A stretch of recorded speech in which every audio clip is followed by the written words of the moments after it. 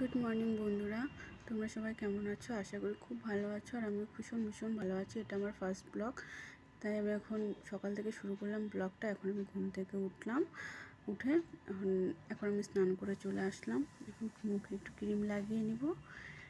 Cream লাগানোর পর, কারণ সকাল সকাল এখন একটু ঠান্ডার দিন, স্নান করানোর পর মুখে ক্রিম না লাগালে ভালো লাগে না, তাই একটু ক্রিম লাগিয়ে নিলাম।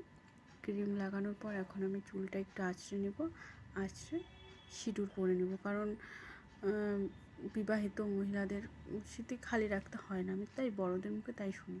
তাই এখন আমি সিঁদুরটা পরে নেব। চুল আঁচড়ে সিঁদুরটা পরে নেওয়ার পর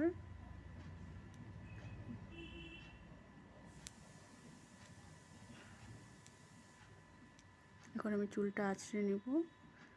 আঁচড়ে নেওয়ার পর আমি খোলা চুল, মানে চুল ছেড়ে রাখতে পারি না, তাই এখন আমি চুলে একটু ক্লিপ লাগিয়ে নিলাম। ক্লিপ লাগানোর পর সিঁদুর পরে নেব। এখন আমি সিঁদুরটা পরে নেব। সিঁদুর না পরলে বিবাহিত মেয়েদের ভালো লাগে না। সিঁদুরটা পরলে না মুখে যেমন আলাদা একটা গ্লো চলে আসে, তাই না বন্ধুরা? এখন আমি সিঁদুর পরা হয়ে গেল, এখন আমি চলে আসলাম চা বানাতে।